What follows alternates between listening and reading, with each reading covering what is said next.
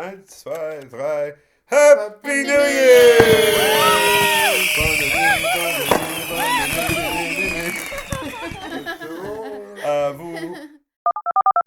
Hey, this is Vince Davoli from Calgary, Alberta, Canada, wishing all of you out there the very best and merriest of Christmases. Hi, this is Mike Meekins in Columbia, South Carolina, wishing everybody out in the Republic of Avalon a very Merry Christmas and grace and peace in the New Year. Hi, this is Jürgen Hansson here from Sweden, Nödinge, coming to you. And you're listening to one of my best two friends, Jim Fidler and Lillian Fidler, on the Republic of Avalon radio. And I would like to wish you everybody a very Merry Christmas and a very, very Happy New Year. Hey, this is Kevin. I'm coming to you from Alabama, and I wanted to let you know that you are listening to two of my very best friends, Jim and Lillian Fidler, and this is a special podcast. This is their Christmas podcast, the time of year when people should treat each other the way that they would like to be treated all year round.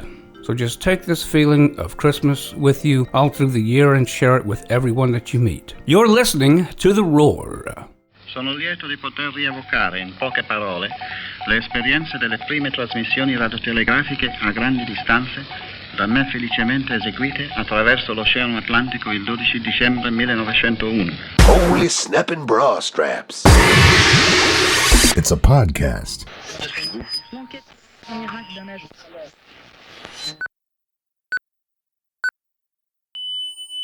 Republic of Avalon Radio. It's 0 hours, Avalon Standard Time. Hey, Jim, this is Bill Ballou in Ashland, Oregon. Hi, this is Jim Fidler from Aliquippa, Pennsylvania. I am Eddie Holder from Guyana. Hi, this is Indra. I'm from Barbados, Christchurch. This is Mike Westboom from Vienna, Austria. Greetings from New Zealand. This is Murray Whittington. Hi, this is Riley Hyatt. I am in Moab, Utah. Hi, Jim and Lillian. Tucker Bob here. Hello, this is Vic in Philadelphia. Hi, this is Tim and Lou from Lakeville, Minnesota.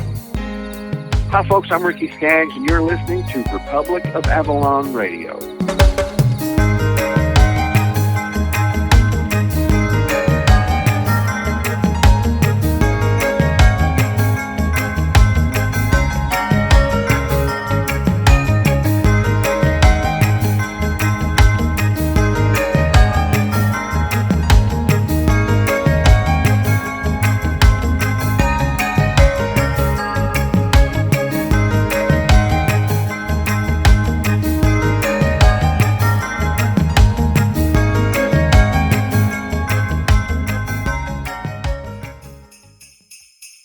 Republic of Avalon Radio.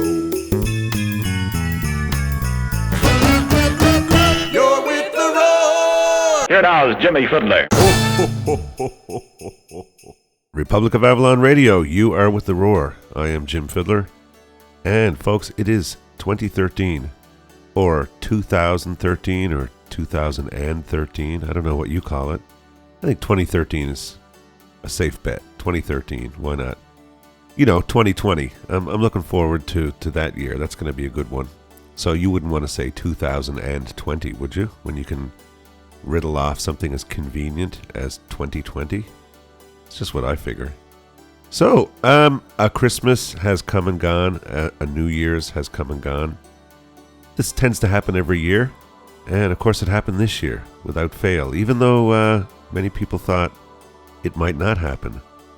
We finally crossed that bridge, that chasm as well. The whole Mayan calendar, December 21st, 2012, when everything was supposed to explode and all that sort of jazz, and obviously it didn't. Now, there are some people who are just looking at this from a more physical type perspective.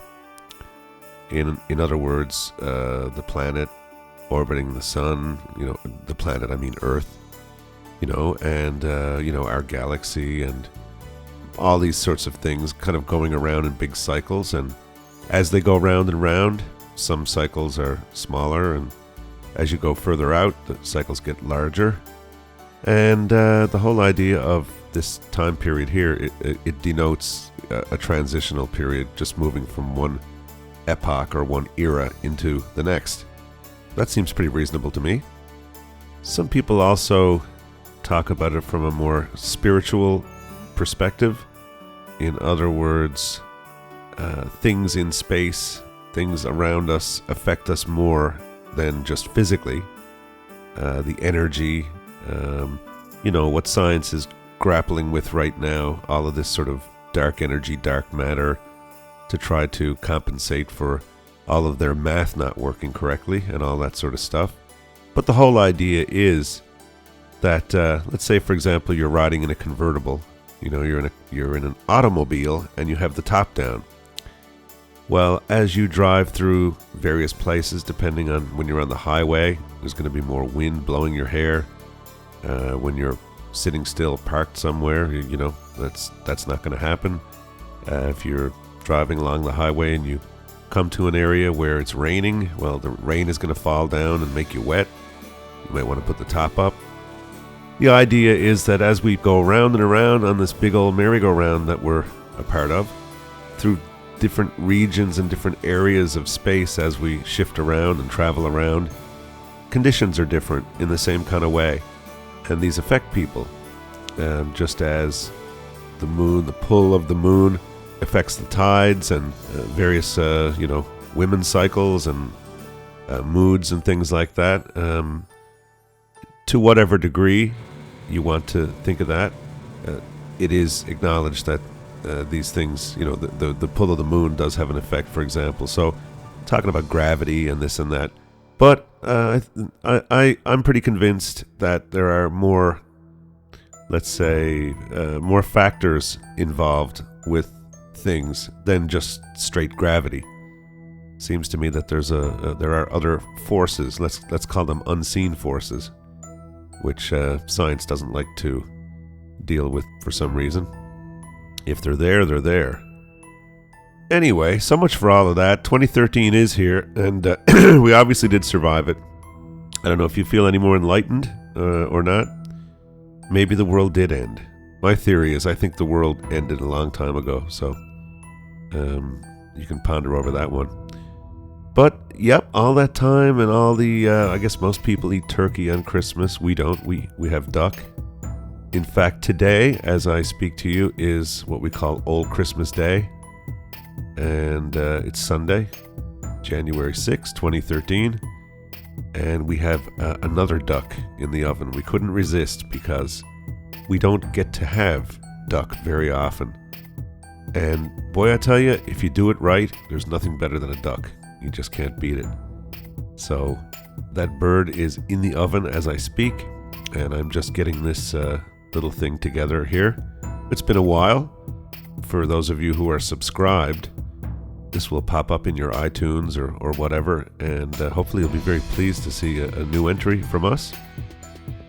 I'm just in the process of wrapping up publishing the Snowman Radio podcast as well. And you can go to www.snow.com. I only have about maybe a half dozen more episodes of that to publish. So once I get that done, I'll be more able to just turn my full concentration back onto the Roar. We've been doing this now since 2005, so the Roar will be turning 8 this year. And I still find that folks haven't really quite gotten this whole RSS thing down and subscribing to feeds and just understanding how a podcast, quote-unquote, works and so on. But you'll figure it out. I know our Roar listeners are all very intelligent people, and you can handle it. I'm sure you can. So, in any case, on this episode, Lillian did an interview a couple of days ago with her Aunt Marjorie, who you all know from a previous Roar episode or two, when they took a trip to Barbados in 2006. And they're going to be talking about her growing up in rural Newfoundland and what Christmas was like at that time and in that place. And I hope you find that very interesting. Also, we'll give you a little taste of us bringing in the new year. And we'll just wrap it up. So this is a kind of a, let's say, not quite a late Christmas episode, as much as it is a kind of a review episode. Old Christmas Day, it's something that's still acknowledged here in Newfoundland.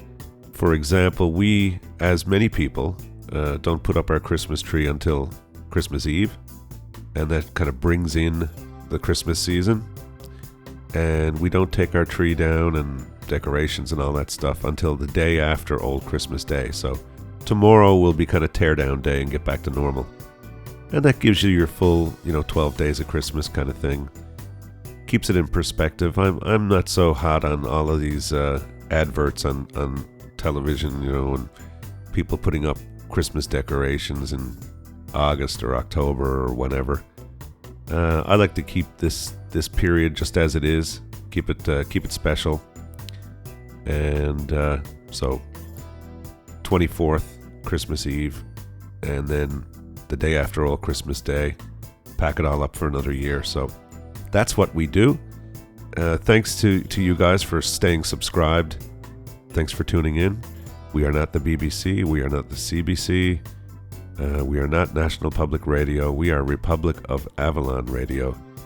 And we're very glad to have you aboard. So after this little piece of music here, I will pass you over to the lovely Miss Lily and her Aunt Marjorie.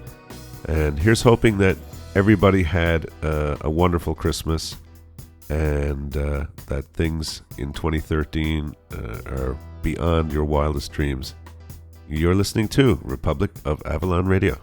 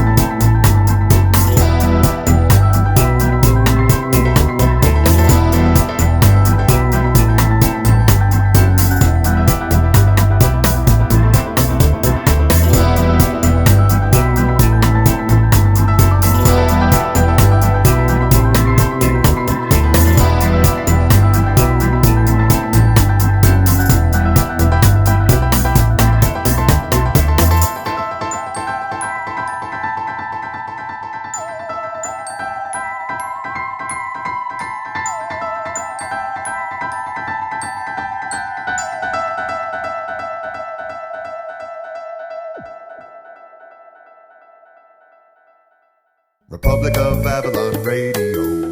Radio for the chipmunk in you. You're with the roar! Hi everyone. Here we are, Christmas 2012, and I'm here with my Aunt Marjorie, who was on the show before. Some of you might remember our trip to Barbados in 2006. And that's still there for anybody who might like to have a listen to that. I don't know the name of it, but if you do a search for Barbados, you'll find it. And welcome back. Thank you. Delighted to be here. And I can't believe that's 6 years ago, Lily. 6 years ago? Yeah. Wow, we're in Barbados. Yeah. Time to go again. Yeah. For sure. Absolutely. Before the 10 years is up. Okay, that's the plan. Okay. All right. And we'll record the whole thing again because I think... we got some really good feedback on that show, and we had a lot of fun. Cool. Did we ever? Wow. We'll have to relive a lot of old memories. Yeah. I like to pull that one out and listen to it every now and then for a laugh. Oh, really? Do you? I should do that. I should do that. You can go back and listen to it. Yeah, I can do that soon. So Yeah, I wanted to speak with you, since it's the Christmas season, about Christmas growing up in where you came from, where you were hatched. Yeah. Hatched. Which is, you want to tell Baylard, us? John, a little community down on what we call the boot of the island, Burin Peninsula. And let me tell you, Christmas was different back then, back to what the kids enjoy today or go through. I remember, we always had a real tree because there was no such thing as artificial trees back then. And I would say our house was definitely the first house to have electric lights, the Christmas tree lights. We had one set on the tree, and that was probably 20 lights. Had to be strung right over the tree, but it was like magical. Wow. And no electricity, but it was operated with generator. Oh, wow. Which would only come on, the lights would only be on at night and then used very sparingly. And we had the bulbs, a lot of them were homemade, and like my mom knit or crochet some of them. And there were also the kind, I don't know if you can buy them now, they break. They're almost like glass, painted glass. Beautiful, beautiful. And my dad owned a store there in Baylard, and he was a merchant. So we had some, we got first pick on the ornaments that came into the store, of course.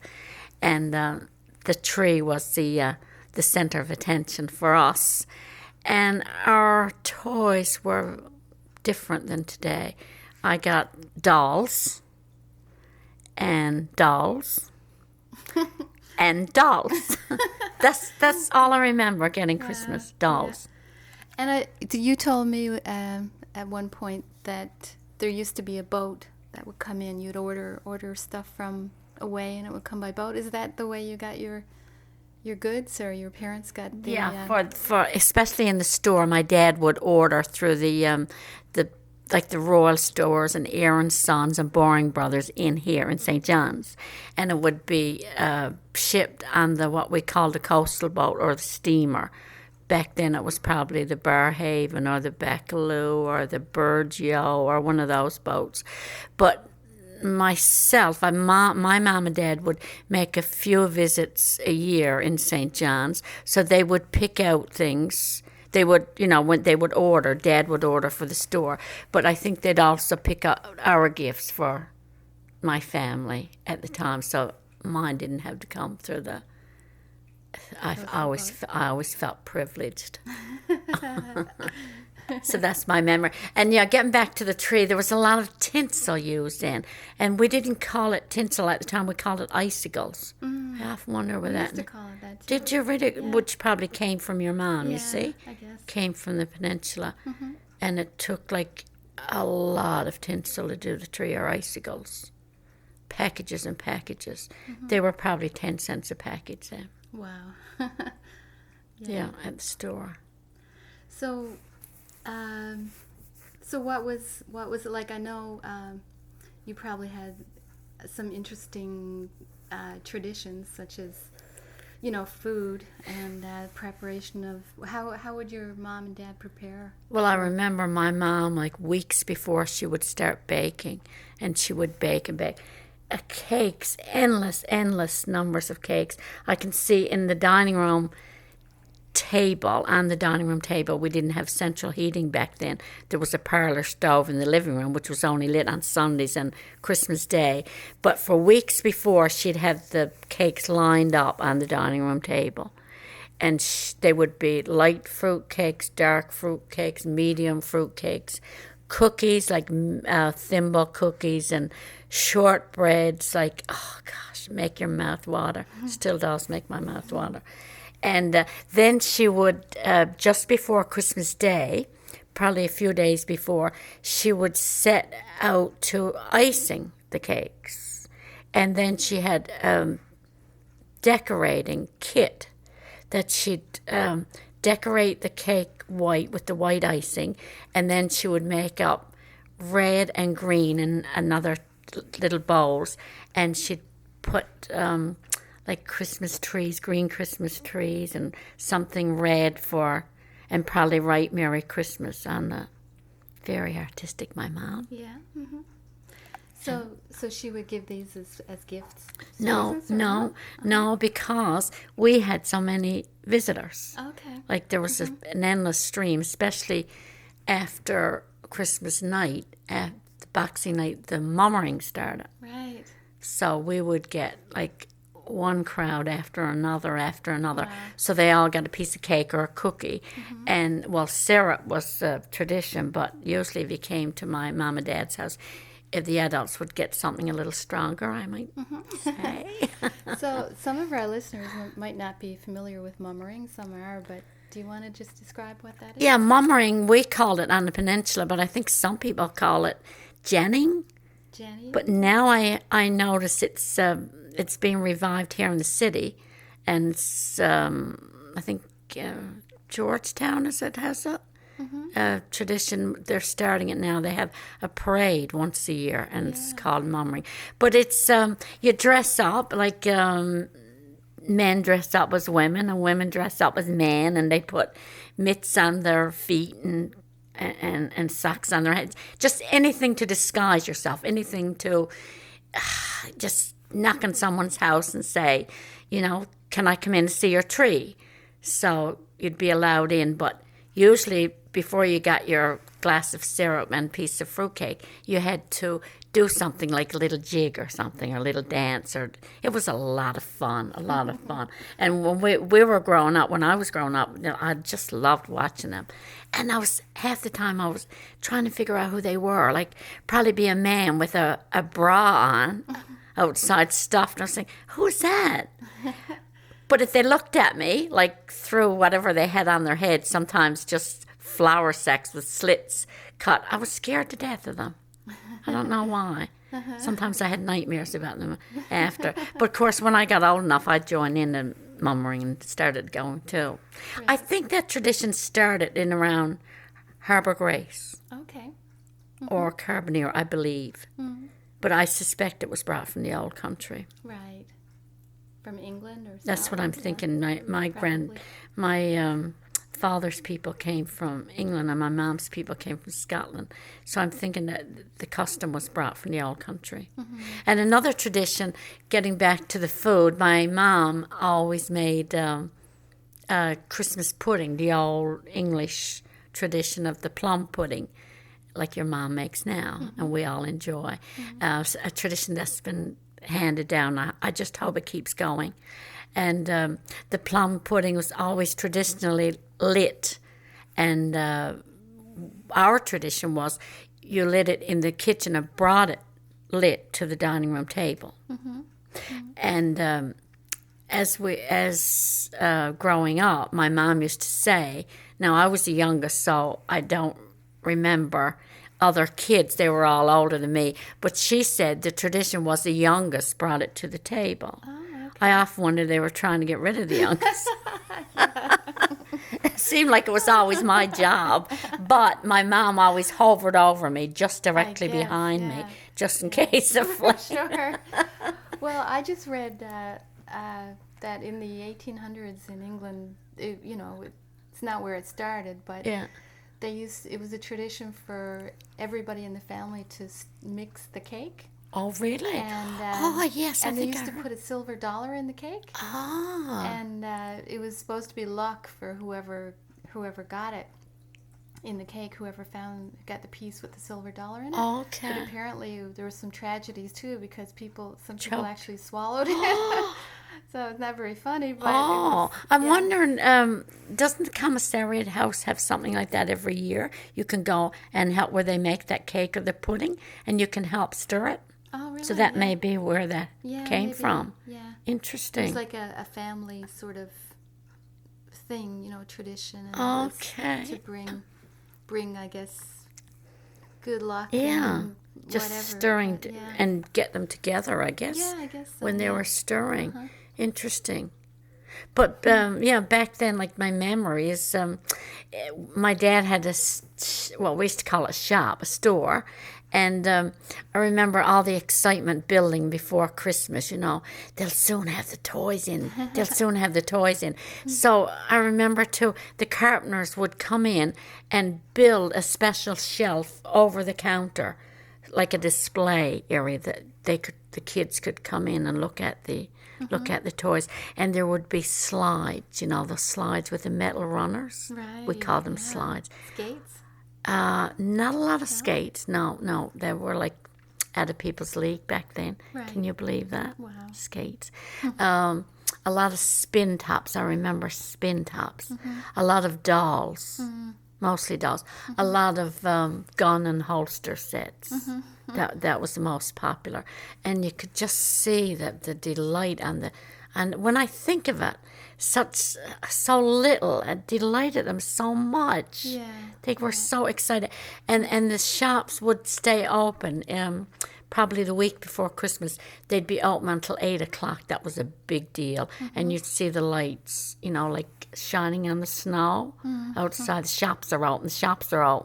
So people would go down and the kids and just look. And I might be getting that for Christmas. Wow. I'm going to ask them. Santa Claus, I'm going to ask them. And did you have a tradition about writing a letter to Santa? Always. Yeah. And we always put it in the fire so it went up the chimney. That's what we did too. Don't know how he could read it. No, but I know. You'd write the letter. Yeah. And Christmas Eve, wasn't it? Yeah, and we'd You'd throw your letter in the fire. In the fire, and there it was gone. But it went to Santa Claus. Because everything was magical then, everything. Yeah, exactly. And another thing is we never put the tree up before Christmas Eve. Yeah. We put it up usually. Our tree was put up after I was in bed, the youngest. Like, I got up the next morning. It's the first time I saw the tree. Wow. Decorated. And all the gifts under the tree. Yeah, but there weren't all that, because there weren't that many back then. I guess, yeah. No, like not. And did you have stockings? Yes, had stockings, yeah. I remember mine was always the biggest, and it was wool and real wool, so it kept stretching and stretching. But we got a lot of apples and oranges and pencils and rulers and things, and probably little tiny dolls and things like that. Yeah. But may have got a chocolate bar and a few candy maybe, but nothing over the top, nothing like today. Yeah, so an orange and an apple was actually... Oh, for sure. That was like a big treat. Yeah, a delicacy. And there wouldn't be any grapes or anything, because, of course, there'd be no way to keep grapes in a little community like that. They'd freeze. Right. Getting on a coastal boat, the grapes wouldn't last. Wow. Apples would. And because apples were shipped in barrels back then. Oh, okay. And I don't know how the oranges must have been kept somehow because they didn't freeze. But that was it. And Christmas morning, everybody up early. But you know what? I was always a sleepyhead, and my dad would always have to wake me. And I can hear him now. It was tradition. He went around with a cowbell ringing it.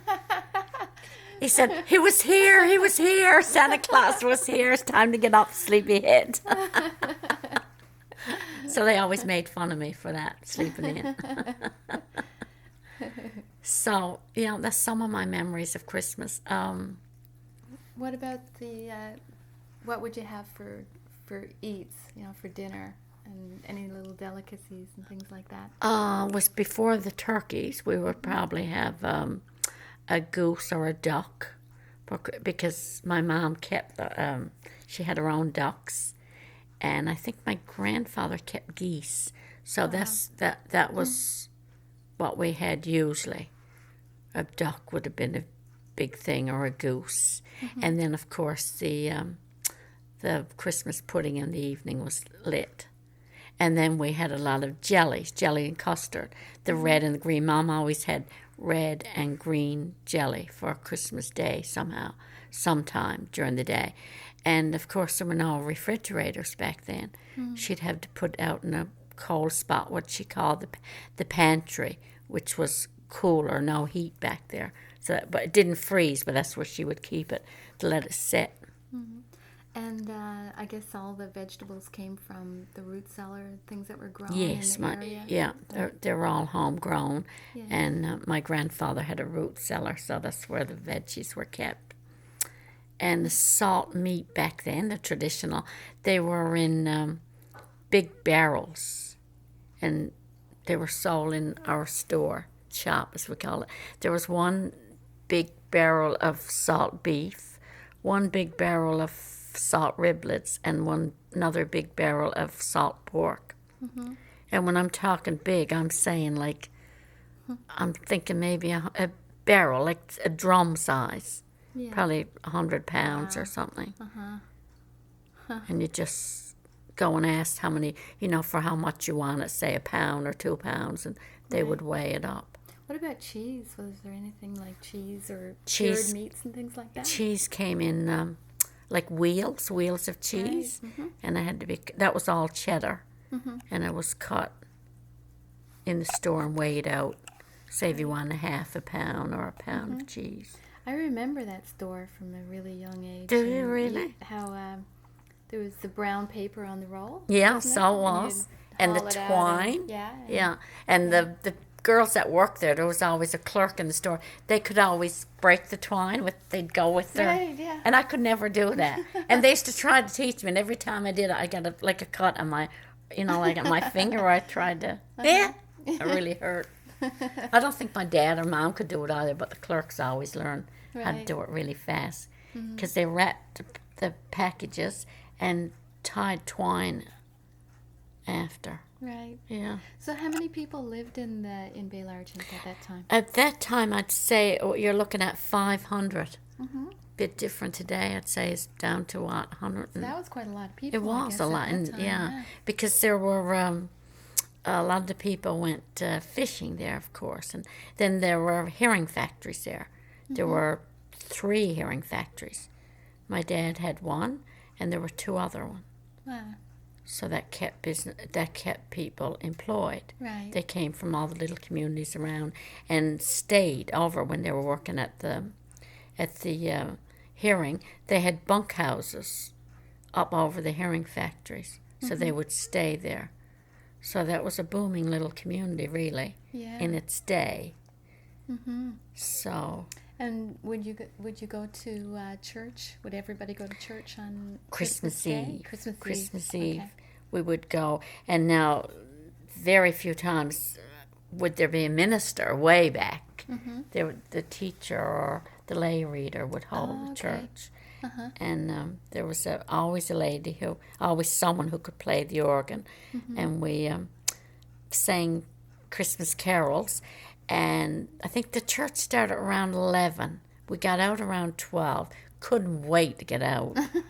Because we went to someone's house and there was a big feed. Uh-huh. Probably salt fish was the usual thing. Mm-hmm. Salt fish and potatoes. And of course, adults would have drinks. Mm-hmm. And then go home. And maybe that's why I slept in the next day.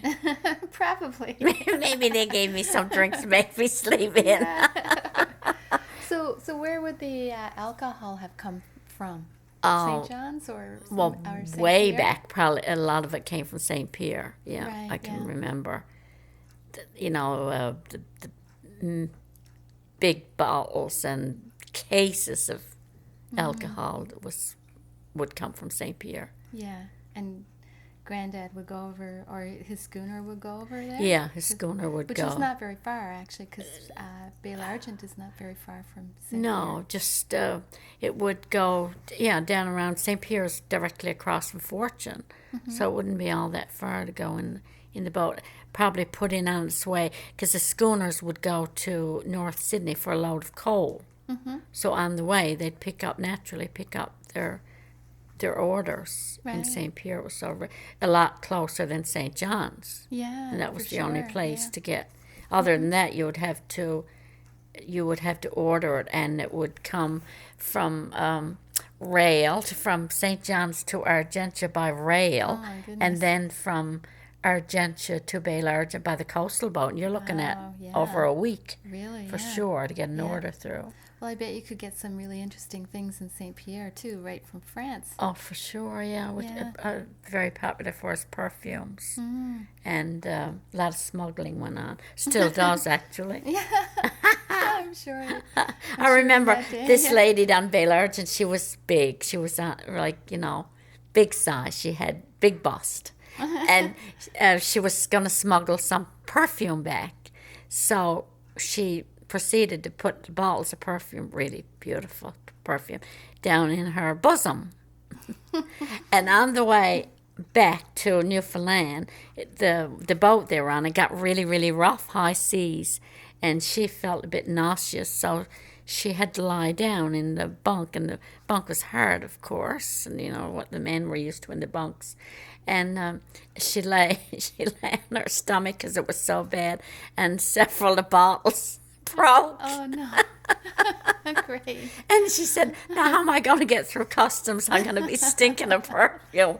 But anyway, she got through. She made it without any glass in her, I think. Oh, my goodness. That's a funny story. Absolutely. I'm sure there's a lot of those stories. Yeah. My mom and dad were with her, and they never let her live it down. Wow. So, yeah, there were funny stories. Yeah. Wow. So do you remember any special Christmas in particular that was extra special for your family or for you? Or? Well, I remember one Christmas that was extra special in a way that it was sad. It was the first year that my oldest sister, was away. And the only way I can describe it, she was in St. John's because she had gone in nurses training. Mm-hmm. And of course, those days you had to come in here, and going home for Christmas was out of the question, because it was a long way. Plus, if you were doing nurses training, you would not be allowed off for a week or 10 days to go to Baillargeon for Christmas. Well, anyway, it was like a funeral because my mom was so sad. On Christmas Day, I remember all she did was cry. Aww. Cry. Wow. And I was thinking, it's not that bad. My sister was only gone to St. John's. I wasn't fussy about her anyway. Right, yeah. She was sort of mean to me at times. I said, great. Yeah, because you're quite a bit younger than your two sisters. Yes, yeah, I think 14 and 16 years, and 9 between my brother and I. Spoiled. I was the spoiled brat, yeah. So great. She's not home to order me around, but Mom didn't see the humor in it. She was very, very sad. I thought all we had to do was draw the curtains and say there was a death in the family. But we got through it somehow. I never let my mom live it down, though. And another memory is Christmas concerts. They were such a big deal. Uh-huh. And my dad always was the MC for the concert, Mm-hmm. And I can remember so well being on back of the curtain, and we were all, young, and we were carrying on. He used to be so strict and turn around. You have to be quiet. You have to be quiet. I have to announce. And, of course, the other kids were like, yeah, we got to be quiet because he says so. And then I was thinking, sure, it's only my dad. I don't have to be quiet. But then he'd give me a dirty look, and I would be quiet. Mm-hmm. And another thing about the Christmas concert, usually the coastal boat would always try to make Baillargeon, make certain communities so they could overnight where there was going to be a concert, believe it or not. Wow. Because I think the captain would probably go ashore, and some of the had friends there, like my dad being one of them, so he probably got special treatment that night. So it was always nice to look out the school window and see the lights of the coastal boat tied up to the wharf. Yeah. That's one of my memories. Yeah. Beautiful. How many people would be on the boat, on the coastal boat? Well, you're talking about the crew, because there wouldn't be not any passengers that usually. Mm-hmm. That time of the year would be just dropping off the cargo. You're looking at, I'd say, 20 people between the stewards and all the rest of it. Uh-huh. And, of course, they would always go to the concert. Right. And then there would be a dance after. Nice. Yeah, that was nice. And as I said, I always look down on the wharf and see the lights, because there were no street lights back then. Right. It was only the glimmer of the say the kerosene lamps shining out in the snow. Right. Our house was one of few. There may have been, at that point, 3 generators that had, electric lights. So otherwise it was kerosene. Just and kerosene. coal? Yeah, coal for... Coal stoves, yes, yeah. That was before the oil even. And like I say, to see the lights of the boat, that was phenomenal, really. Yeah. Phenomenal. I can picture it in my mind. Yeah. I bet everything was very peaceful, too. Oh, absolutely. Outside, like quiet. Yeah, because even in church on Christmas Eve, there was no electricity. It was just the lights. And right. Oh, that must have been nice. The stained glass and the snow was absolutely beautiful. Yeah. So that's my memory. It was so different than today, hey? Yeah. Like hustle and bustle. And the hustle and bustle and everything too commercialized. Yeah. And now people tend to put their trees up in November. Mm-hmm. And so different. Would you have like the 12 days of Christmas? Oh, absolutely. Yeah? Absolutely. Mm-hmm. You start at Christmas Eve and you wouldn't dare take down a Christmas decoration before old Christmas, the 6th. And it couldn't even be the 6th. It had to be the day after the 6th. Yeah, that's what I'm doing. Oh, absolutely. Yeah. I do the same thing. Yep. And that was the last night of mummering, the 6th. Okay, so mummering went on all throughout the 12 days. Every single night. Yeah. And it went out with a bang on the... and another tradition is, I just thought now, is New Year's Eve at 12 o'clock. You know how they have the fireworks now in here? Well, there weren't any fireworks, but the men who had guns and muskets, they always fired them off. Right, yeah. I was terrified. I was always hoping they were going to point at the sky, not at me or some of the kids. Yeah, for sure. So there were no fireworks? Absolutely none, no. Guns. Wow. Just the guns. Yeah, you heard 12 o'clock on the button. Nobody ever got hurt? Not that I recall, no. I know I didn't. I came out of it good. But it was, and there were no... there was a lot of mummering New Year's Eve, but nothing like, the dances or anything. There was nothing in the lodge or the school. Yeah. Not New Year's Eve. New Year's Day was more solemn, I think. I don't know why. Quiet. Yeah. Family and get together. And I think New Year's Day there was always a big parade because... They were mostly, they were all Protestants in Baylorge, and they were Anglicans, so they had the Orangemen's Association. My brother was part of that. So they would always have a parade New Year's Day. So that was something to look forward to. Right. But it wasn't like Santa Claus parade. It was more like they marched around and sang hymns. Okay. Yeah. It was different. Yeah, I bet. Well, I'm sure, like we chased a parade. It doesn't matter what it is. No, you're that's gonna right. You're gonna be excited with the parade because for sure. I think they had drums and that was it. That was right. Did they have a Santa Claus parade during Christmas? No. Santa Claus came at the concert. The concert was 2 nights. First night, second night. Both nights the Santa Claus would appear. And give out toys to all the little, something small to all the kids. Thinking back, I believe it was the parents' duty to place the gifts under the tree for the... Yes, it would have to be. Yeah. And Santa Claus would... I remember it was always a skinny-looking Santa, though. Always a really poor-looking Santa. Probably couldn't get... before he ate so much, I guess. Yeah, he didn't get into the plum pudding too much before that. He was always a pitiful-looking Santa Claus.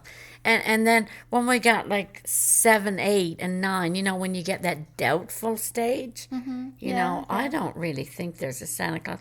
I always said, well, no, it's not in Baylorge, but in St. John's, it's a real guy. You should see him. I've seen him. And I had people convinced. Oh, yeah, he's like big, fat, and jolly, and he's real, but no. He doesn't come here, you silly thing. That's funny. Isn't it? Okay, well, I don't know if you have any... That was excellent. Oh, so I'm trying to think of more memories. My memories of Christmas. Oh, I remember, too, when you go around visiting, like I would be part of mummering, too, and actually, before we started mummering, when we were smaller kids, the thing to do was the 12 days of Christmas, just go in the day, not disguise, but say, can I see your tree? That's what we asked. Okay. And they would say, sure, come in. So they'd offer this kid, 6, 7 a piece of fruitcake. We wanted that like we wanted a hole in the head. Right.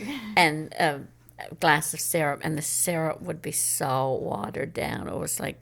Was that purity syrup? Purity syrup. Mm-hmm. But see, times were hard back then. People couldn't afford a lot. Right. A bottle of syrup had to do all Christmas, okay? Mm-hmm. This was for all the children that were going to look at your tree, wow. Plus all the mummering. Right. So this bottle of syrup, naturally, they weren't going to make the kids very strong. No. They had to water it down as much as they could. So then they'd proceed to show us their Christmas tree, and it was always in their, what they call their parlor. Mm-hmm. And now a lot of them didn't even have stoves in their parlor. So you're talking cold when you open that door. Right. The cold blast of air would hit you in the face. Yeah. And I recall now looking at the trees, and they looked beautiful because to a child, a Christmas tree. Yeah. But a lot of them, their decorations were so sparse, thinking back. Right. Oh, my goodness. Yeah. No such thing as electric lights, as I said before. Mm-hmm. And I suppose some people... Well, 10 cents for a package of icicles, they could only afford one, I guess, back then. Mm-hmm. And a lot of them had, like, homemade decorations from exercise paper and scribbler. They had it drawn out and colored and hanging on. Yeah. And, back then there'd be tin foil in the packages of tea, Red Rose, and they used to line their boxes with tin foil. So they'd have that taken out and shaped into different... look like Christmas, so that would be hanging on the tree. Anything to fill it up. And also if they got a Christmas card, a greeting card, they would always be placed on the tree, the cards itself. Yeah. And probably maybe a tin foil out of the lining of the tea bag would be the star on top. Isn't that amazing how different it is from today? When I think back, and people say to me, poor people, I say, you don't know what poor is. Yeah, you do not know what poor is, because that's gone. Well, thank God it is gone. There's none of that anymore. Yeah. But parts of it were beautiful. Absolutely. Yeah. I'd love to go back to the way I saw it, but there were a lot less fortunate than I was, a lot of people. Right. Yeah. Like they were cold. Yeah. I don't know. And they were probably hungry, some of them. Wow. And let me tell you that for Christmas dinner, their meal would have been mutton because they had their own sheep. Other than that, or a roasted moose. Right. So there was no turkeys back then. I remember when my dad had a new house built in Bale Argent, and he had carpenters working on it. And for Christmas, he gave them all a turkey, and they just couldn't get over it. The first turkey they ever ate. Gee. That would have been back in the 50s. Yeah. That would go a long ways then. Oh, my goodness. Yeah. Unheard of. Yeah. So that's... I remember helping my dad bring them around to the carpenters, and they were so... Well, the women got them, of course, and they were so... a turkey. Yeah. Imagine. So, that would be unheard of today, wouldn't it? Yeah. Yeah. And no TVs, of course. No, that's true. No. That's true. No. Radio? Some people. Not all.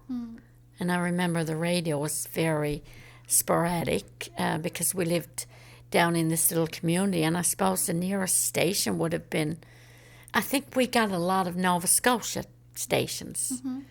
And we would listen to it not all day because there was this huge battery, which was probably had to be kept. Imagine if that went. Well, we probably had a spare, but you couldn't use it every day, or every... You would have to get it from somewhere else. Yes, it would have to be shipped in. Yeah. And some nights, if the signal was really bad, you'd get a lot of what we call static.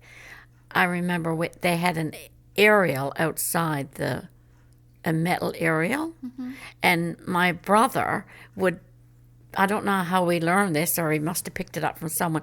If you poured cold water over the aerial, it would bring the signal in better. Okay. And I can remember him, especially if there was a hockey game on. He loved hockey. He'd listen, and it would be just getting really excited. Say, "Oh, damn!" And I can see him now getting the thing of cold water and going splashing out over. Is it any better? Is it any better? Yeah. Sometimes I told him yes, and it really wasn't. That's why he used to get really mad at me. So what shows would you listen to on the radio? Do you remember any in particular? No, I don't, because I don't think there were a lot for my age back then. Right. It was the hockey games and the news. That's all I ever remember. Uh-huh. And I think my mom may have listened to Don Messer's Jamboree or something, but I wasn't into that. So there was really nothing for me to listen to. Right. Not Little Orphan Annie? No, I never heard of it, actually. No, okay. No, I read the comics because they used to bring them back from St. John's. Right. But no, we never had it on the radio. Never. The only thing is my brother and my father listened to the hockey, and the news was always important. Like, you never spoke when the news was on, or you'd get those dirty looks. I guess. Oh, be quiet, the news is on. And that, thinking back, came a lot of it from Sydney, Nova Scotia. Uh-huh. So you would get to find out what was going on in St. John's. It would be really secondhand news by the time you got. Yeah, I think probably they did have stations from St. John's, but it was the ones that we heard most, or the most available, I suppose, or easily accessible, would have been for Nova Scotia. The news came from St. John's. At that time, came to the post office. Right. Yeah. Every day there was the postmaster would get the most important news and post it for people to read. Yeah. By telegraph? Or? Yes, by telegraph, yeah. Mm-hmm. And my dad tells this story that there were people, of course, that couldn't read or write. Mm-hmm. So he was going into the post office, and he met this gentleman coming out, and he said he always liked to tease him. And he said, "What's in the news today, Uncle John?" And John, of course, couldn't read, but he would never admit it. Mm-hmm. He said, "Nothing at all except a boat bottom up." He was looking at the page the wrong way. It was a picture. Oh, no. Oh, that's funny. My dad used to always like to tell that story. I don't know if it was true, but he used to rib this guy. Nothing at all except a boat bottom up. That's excellent. So. Well, thank you. That was wonderful. It was good for me to hear all that, because I knew little bits and pieces of but what you it was didn't like, live. But I remember being there one Christmas. I must have only been about 3 or 4 years old, I guess. Oh, yes, with your Aunt Marcy and Uncle George? I think so, yeah. Yeah, I heard that story, too. Yeah. I think you went up during a snowstorm or something. Yeah, we got stuck. Oh, my gosh. And I'll never forget that. It was like a real adventure getting there. And then I remember going into Bay Largent, and there was really big hills and cliffs, and you had to go around this. Oh, for sure. It was really scary for me as being so young, but it was so beautiful too. I thought, where are they bringing me? But I remember your Aunt Mercy, my sister-in-law, telling me it was really stormy out, and she said she heard something in the back porch, and she looked out. She said, "I thought I was seeing things. This is Winnie, Jerry, and 4 little children." And she said, "I thought I was seeing ghosts, or I thought I was dreaming." How in the name of God did you get here? We drove during that. I think that was Boxing Day, wasn't it? Yes, I think it was. Yeah. We got in the car, and you imagine there was not many cars on the road or anything. No, and no service stations, nothing. Was it even paved then? I don't know. know. Of course it wouldn't be paved back then. In the middle of the winter, in a snowstorm. In absolute wilderness. And it's how long a drive from St. John's? Like 4 hours? 4 hours, yeah. And back then it was probably longer, because before the road was paved, it was just a winding, just a winding road, which took longer to drive over. Yeah. Yeah, Mercy said, "I thought I was seeing ghosts." Well, it can't be possible that they drove. They wouldn't have done that. Oh my God. But she was so happy to see you, of course. Yeah, I guess. I think your mom says too. You all brought some toys each. Yeah. Yeah. Mm. So then I remember the house. So your house was so big. Yes. Now that's the house that I was born in. Right. The one that they lived in later on. Yeah. That's my memory. Always brings me back there to the Christmases. Mm. Yeah. It was big, wasn't it? Yeah. Yeah. And cool. Big and cool. Oh yeah, that's for sure. It was cool. Cool but warm. Yeah. Yeah, because we had the oil stove in the kitchen, and in the living room. Well, later years there was an oil stove, but way back I think there was Mom always had a parlor stove there. Mm-hmm. I remember she was always cooking. Wasn't baking. She? Always. Baking and cooking. Yeah. Always good smells. Yeah. Yeah. Nice feeling. Oh, absolutely. Yeah. And my mom, it wasn't just one thing. Like, if I make something now, I'd make one cake. She'd make half a dozen. Yeah. And the same with pies. Yeah. It wouldn't be one nothing pie. to it. Absolutely nothing. Yeah. It would be like 8 and 10 and 12 pies all laid up in different kinds. Yeah. But I guess they were used to it. They knew no other life. That's right. That's what they did. Yeah. Grew a lot of their own vegetables. Yeah. Wow. I bet the food was actually better. Well, it would have to be, wouldn't it? Mm-hmm. Yeah. Everything, I guess, even the alcohol and everything. Yeah. Yeah.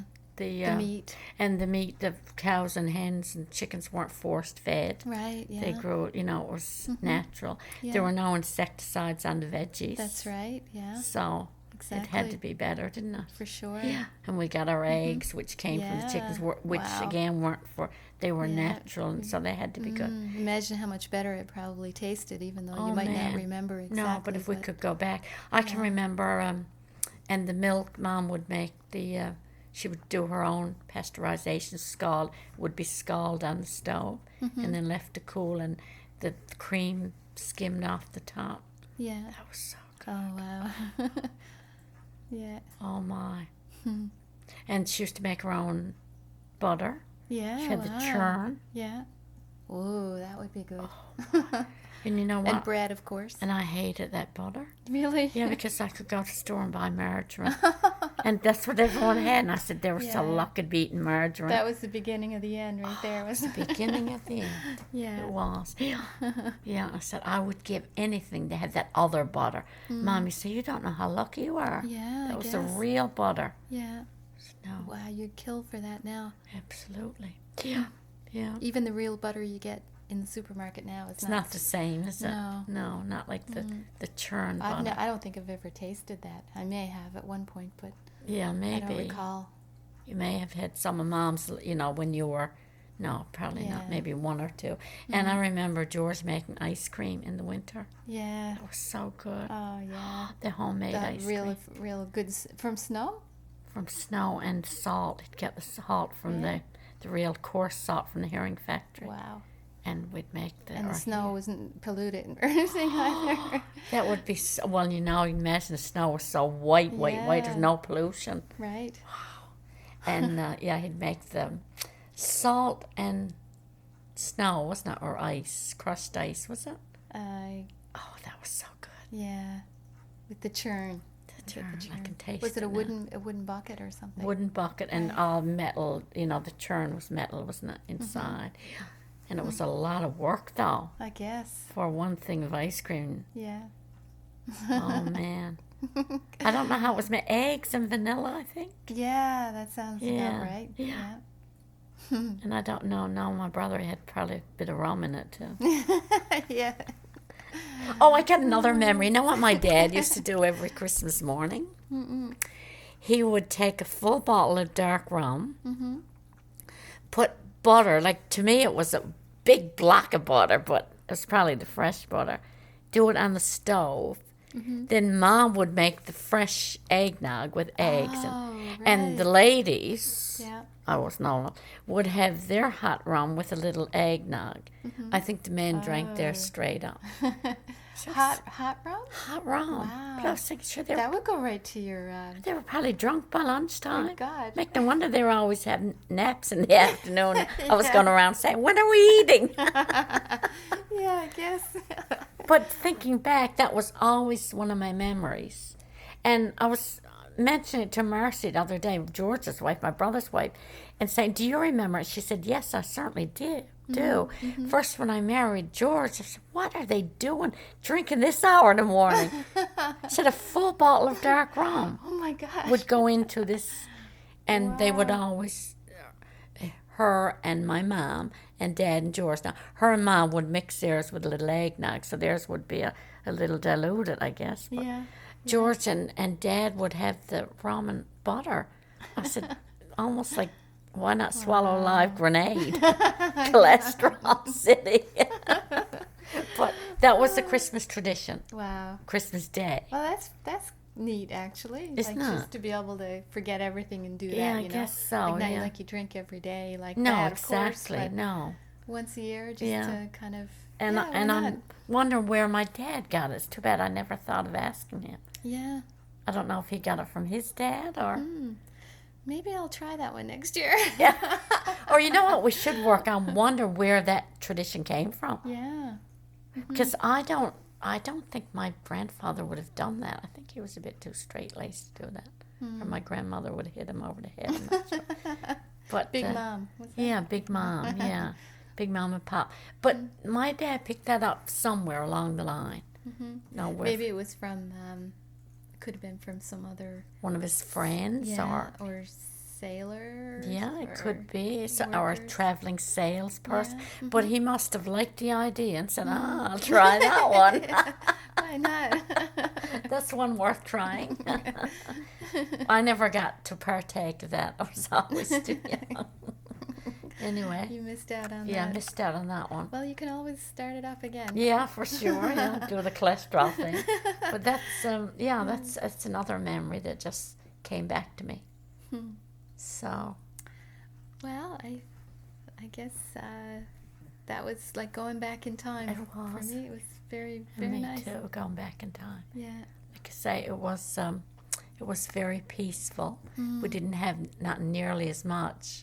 But thinking back, it was beautiful. Yeah. And I guess everybody feels like that. I'd love to go back, but we probably wouldn't if we were given the choice. But you'll never forget those No, I'll never forget it, but I still like my creature comforts. Yeah. I wouldn't want to go back to those cold rooms and, Yeah. you know. Yeah. But we had a lot of fun. Yeah, I bet. Yeah. I bet. Yeah. Well, thank you so much. You're more than welcome, Lillian. And we'll be doing this again at some point. point. We'll have to expand on it. Absolutely. Or expound or whatever. Yeah. Yeah. I'll have to dig up more memories. Sure. If you think of anything, just And one of those days you can let my grandchildren hear this. Yeah, that's right. Exactly. It'll be around. Because you know what? My biggest regrets is not ever doing this with my grandparent and aunt. Yeah. My aunt was 93 when she died. Yeah. She had a wealth of knowledge. I bet, yeah. And she remembers back when they didn't have floor coverings.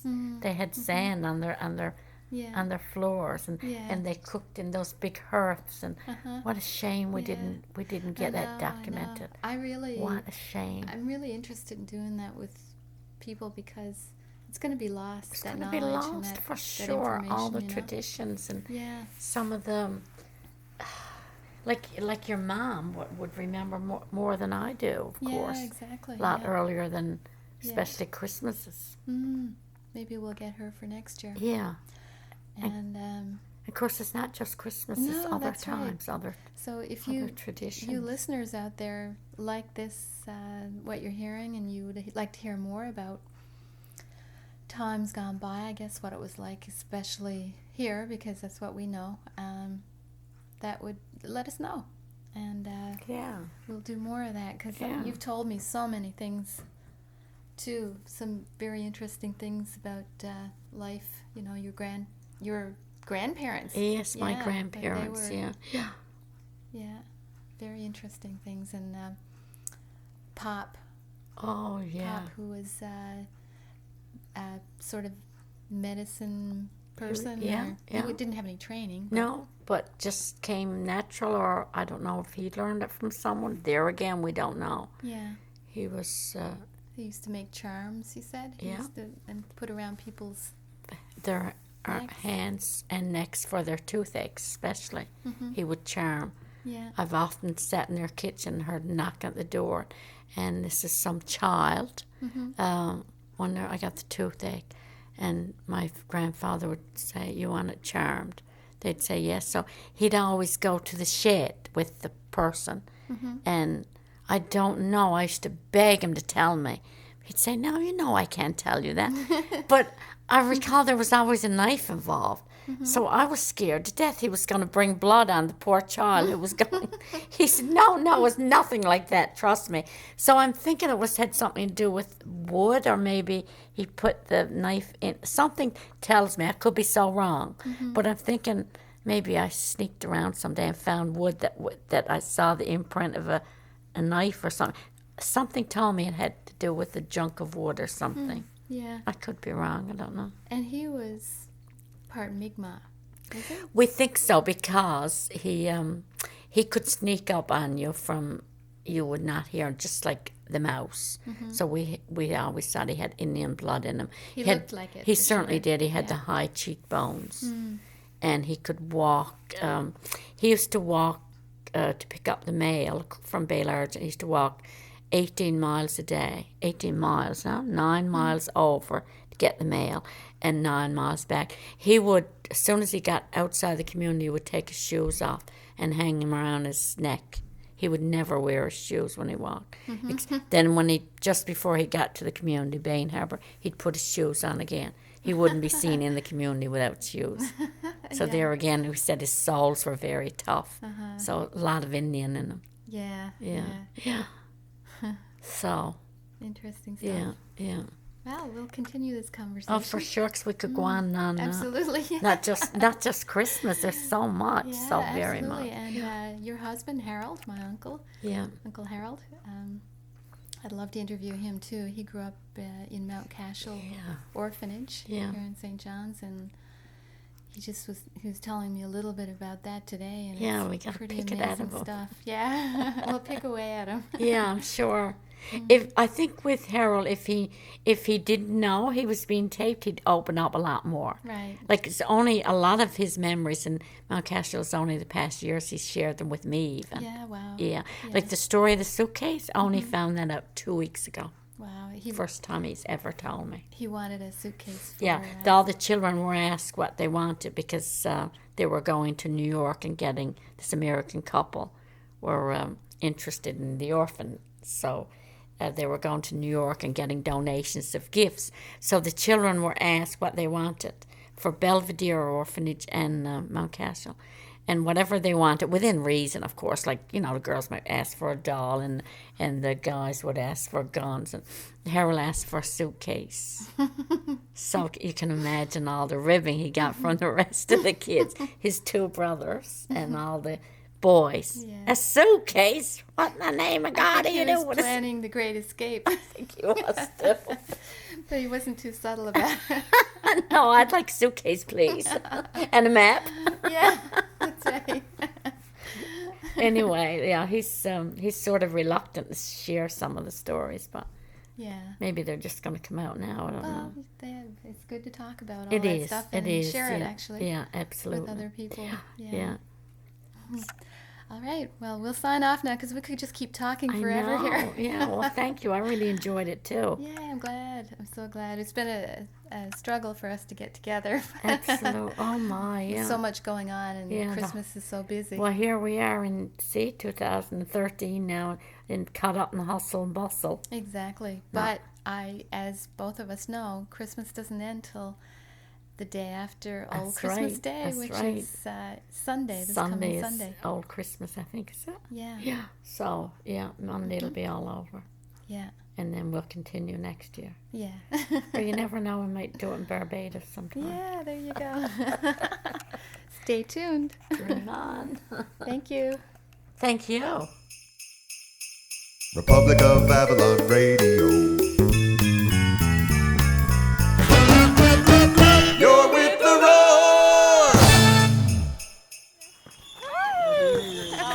Oh my God. What's with this? It's New Year's here in the Republic of Avalon. Woohoo!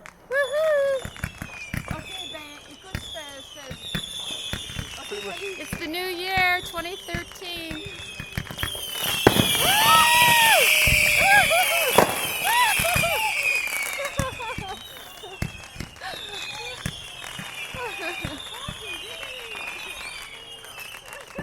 Oh. Wow. I think I'm on. Is that you? It's Hey, me. how are you? Good. I'm waiting for him to catch himself on fire. Come down, Rosebud. Did you get a hold of your the phone? Yeah, and Okay. she heard the counting Oh, because okay. it's not midnight in Montreal. Right, so. yeah. Okay. We have We just did 3, 2, 1. So it's 3, 2, 1. Happy New Year. Happy New Year, guys. To everybody, and let's just walk down more into the field. Let them hear All right. the works of the fire. We are walking down. We have fireworks going on here. We are walking outside on the gravel. We're just about. Oh, we're not going to take the steps, are we? No, there's no steps here. Okay. I don't know if you guys can hear all the. Wow, there's fireworks going off everywhere. Up on the hill and. Dun, dun, dun. Wow. Dun, dun, dun, dun, dun. What is it good for? That's good for a lot of fun. Yeah. It's not really war anyway, it's only fireworks. Wow. So kids, we got all kinds of fireworks. I've got my 807 with me. And I am now embarking on some sippage. Can we have a cheers here, folks? Absolutely. Except we don't have anything to share us with. Nobody does? No. Only me. Yep. That tells you guys something, doesn't it? Yeah, I'm just going to let you guys hear some of the atmosphere here. I'll just shut up for a moment.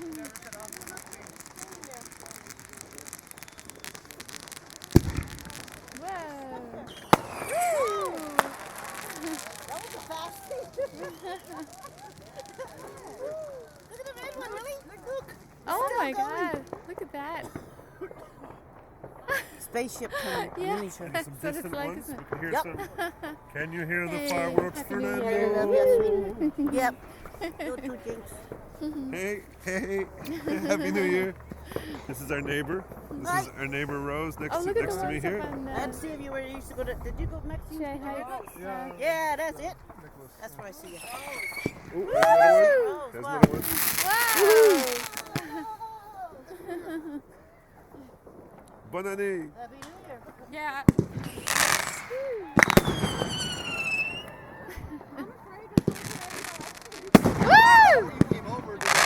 Oh, Jesus. Oh. I don't want to get blinded or nothing.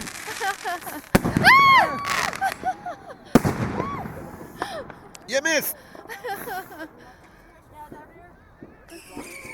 Oh, yeah? What's up, Doc? Someone over there is not having much luck. See those ones that keep coming in? Woo! Oh. Oh my God. That one went right over our heads. Folks, just so that you know, we're right in the middle of this. This is not some kind of, far away thing that we're just watching, as a public thing. This is, we are absolutely at ground zero here. We're at ground zero here, reporting to you live from the fireworks display in an unannounceable location in St. John's, Newfoundland, in the Republic of Avalon. The bombs are bursting in air. Oh, say can you see by the dawn's early light. Codfish is cooking. The codfish is cooking. Scrunching is frying. Scrunchions are frying. Yeah, I'm getting loaded. And the brains are frying. And the brains were already fried. And the tongues are twisting. Oh, yeah. And the boobies are hugging. I don't know about them. I got my black where I fell down. That's one of my favorite. That's one of my favorite ones. I like some of these booby press every now and again. Oh, my son. I shouldn't be talking like that. We're on the roar. Shouldn't be, actually. I missed the floor and the table with the boots by. I fell down. I faded. Passed out. Black chin. Oh no. Yeah, that's nothing. No, I get better. It's going through the stages now, black and green and purple.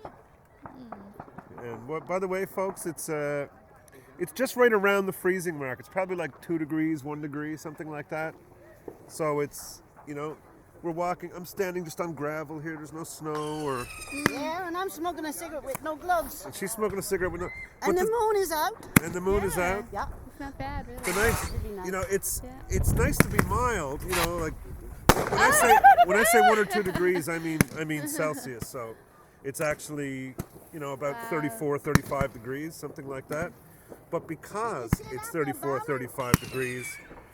You got that kind of moisture in the air, the cold dampness in the air, and I got my hands exposed here too. I'm talking with one hand here, holding the iPhone, and with the other hand, my 807. So, all right, come on. What a wimpy fireworks show! Good Lord, we paid good money. No, well, forget. No, sorry. Kind of slow. We paid no money to see this, and we want to get our money's worth. It's all over the place. There's so much wind that the city could have gone ahead tonight. Yes, the city is probably going to be more wind at 8 p.m. tomorrow than right now. Let's go on record now saying that the city of St. John's are a bunch of cave-in to Big Brother bad peoples. We don't like them. I'm so glad I'm from the Bay, then. Yeah, well, no, I'm talking about the city of St. John's, not me and you. I wouldn't know nothing about that kind of Bay girl. Politics, the politics. I'm a Bay girl. Yeah, I'm a Bay girl. I'll always be a Bay girl. My grandfather was a bagel. Does that count? Well, I don't know about things. Well, my great-grandfather was a bagel. Yeah. Mine was a Viking. My great-grandmother had Goldilocks. On piece 10. On a piece of tin? Yeah. In a pear tree? Yeah, and he looks freaking cherry, but he said he didn't smile back them days. No, that's right. Yeah. Just like the passport photo. Very creepy looking. Like, wow, that's a nice one over there. Look. The fireworks are just going mad here, folks. I think this is becoming the spot for fireworks. What do you think? And here she comes now. He's getting them ready. I can see him. Here she comes now. The Hindenburg is just coming into sight. I can see her now. The Hindenburg. You see on Shiites too? Yeah. We're right in the valley. Oh my God! What's happened? Remember that when the Hindenburg blew up? Well, he must have moved. That was up there. We don't remember it. We weren't there, but. Oh, I wasn't there. We've heard the recording though. Do you remember hearing that with the reporter that was there? He was reporting it like it was a nice day, and the Hindenburg was coming in, and next thing the whole thing caught on fire, and the reporter reporter just lost his mind, as you can well imagine. We weren't allowed to listen to the radio only for Thank you, ladies. When I tell you something. Thank you, ladies. I hope you'll understand. When I say that something, I want to hold your hand.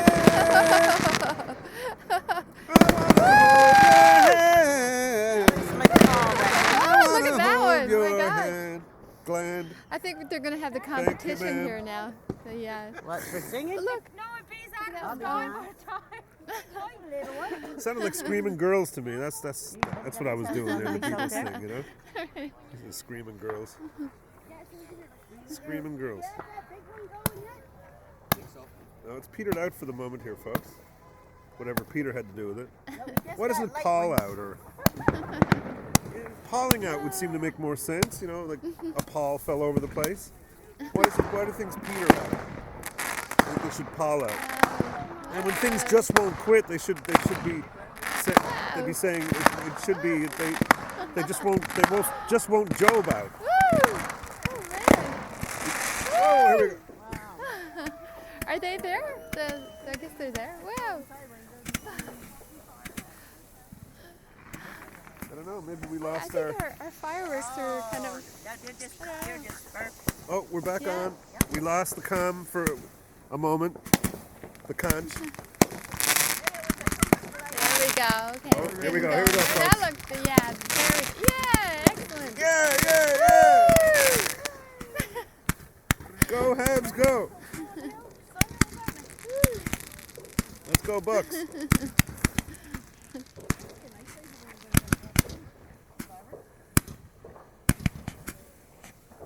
We got red, Okay, gold, and green. the enemy seem to be returning fire here. We hear distant rumble in the hills. Can you hear the guns, Fernando?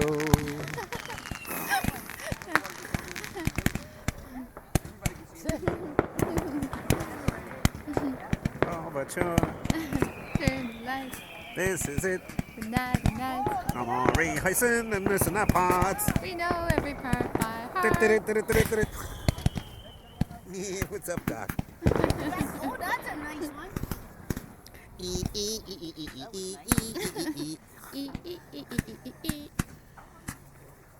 Suffering succotash. Did you see those fireworks?